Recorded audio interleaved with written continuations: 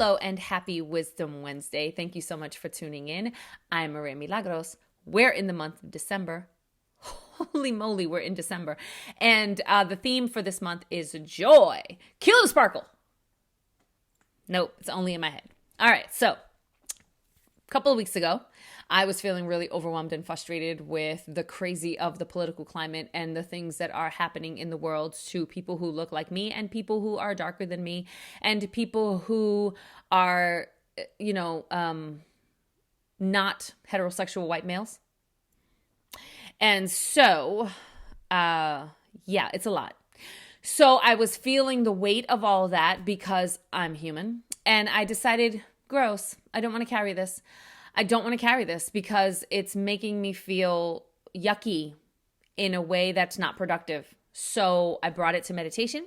And when I sat in meditation, I kind of surrendered all of these things and I call them out and I say, I don't want to, not that I don't want to, but how do I face this and still be myself? How do I face this and do it in a way that is productive for both me and people that I'm participating in these projects or in these protests or in this work with? How do I do this, right? So I surrendered it to my meditation. And when I go into meditation, I find a quiet space. It does take practice to get there, I promise you. It wasn't something that's like, oh, all of a sudden I can just meditate for 15, 20 minutes. No, it took practice. I started at 2 minutes and I worked my way up. But either way, meditation brings a lot of joy to my life because it allows me to release myself of all the heaviness and the weight that is around me and to just kind of be myself, still, quiet, peaceful, rooted, connected. It feels like harmony, And when I do that and I connect back to my space of joy, it's really powerful. So I'm in this meditation time, and while I'm in meditation, I hear the message because I hear messages and mantras a lot in meditation, and some of them are meant to comfort me, and some of them are meant to confirm something within me, right? And so I'm in this space, and this is a connection with my higher source. So I'm in this space, and I'm putting it all in front of me, and I'm saying, how do I do this? How do I do this? And the response was, your joy must be sacred. And then the response became not so much your joy must be sacred, but my joy is sacred. My joy is sacred. And I was able to see this like beautiful land with these like amazing trees, and it was just gorgeous. And in this meditation, when I stepped onto this land, I knew here that it was sacred.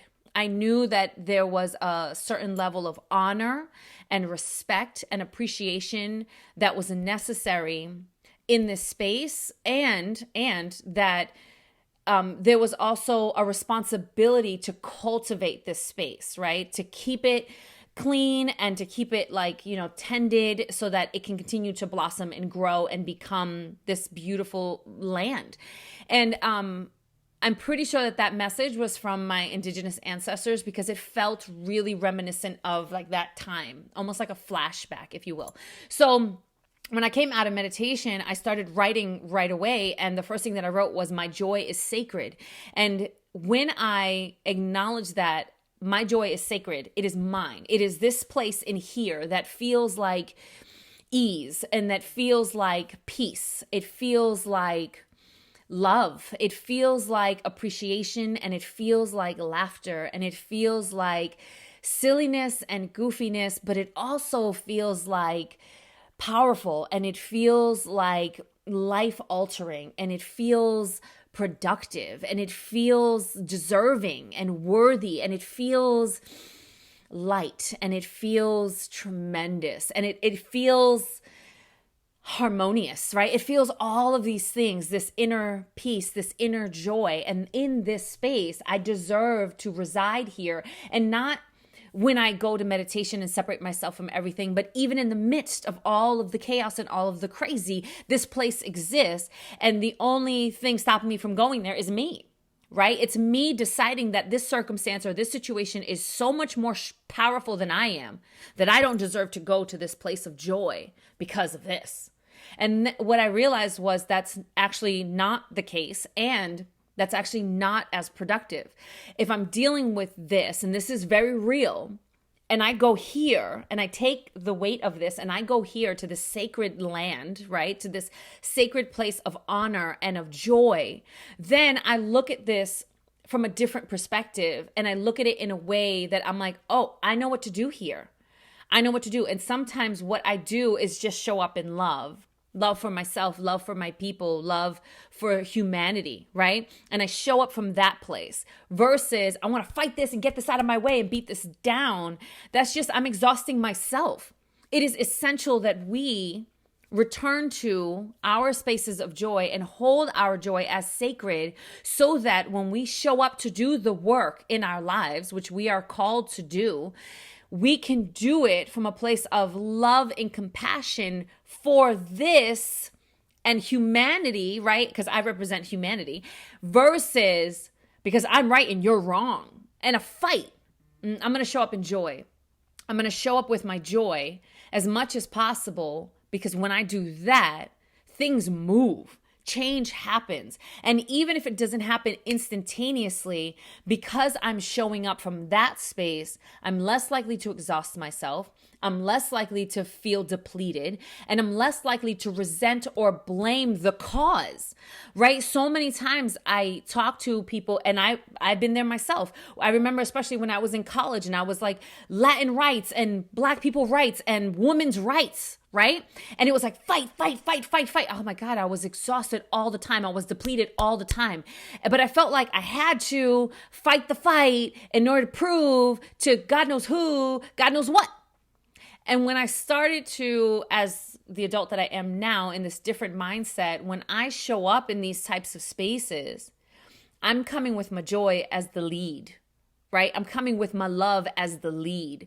I'm coming not to fight you or to prove you wrong.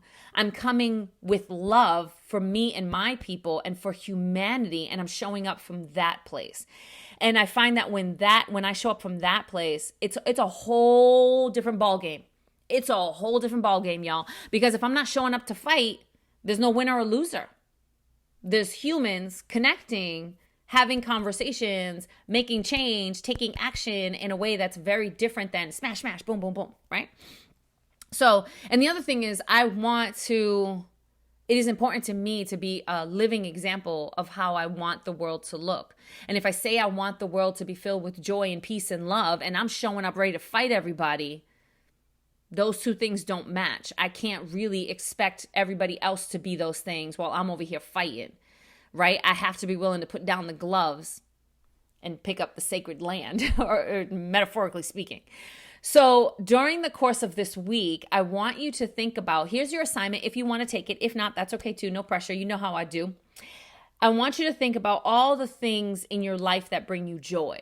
People, places, things, situations, meditation, being by yourself, knowing who you are, a list of your achievements, things that you're grateful for. There's so much that we have, certain types of music. And I want you to start paying attention to, as you make this list over the course of this next week, what things are you participating in that actually don't bring you joy? They bring quite the opposite. I want you to think about that, right? And sometimes those spaces are necessary, right? Because then I get to show up with my joy into those spaces. But that's only when I know that I'm stronger than that, right? If I know that I'm depleted, I really should not be trying to show up and pretend like I'm being joyful when I'm exhausted, because that's just not, those two things aren't real. So I want you to start thinking about that. First and foremost, just think about what things in your life, things, people, places, experiences, creative outlets that you have bring you joy, right? And then start paying attention to how much of that you actually cultivate and allow in your life. And then we'll talk more about that next week. All right. So if you haven't already, subscribe to my channel and let me see, subscribe to my channel, share the video, give it a thumbs up, blah, blah, blah.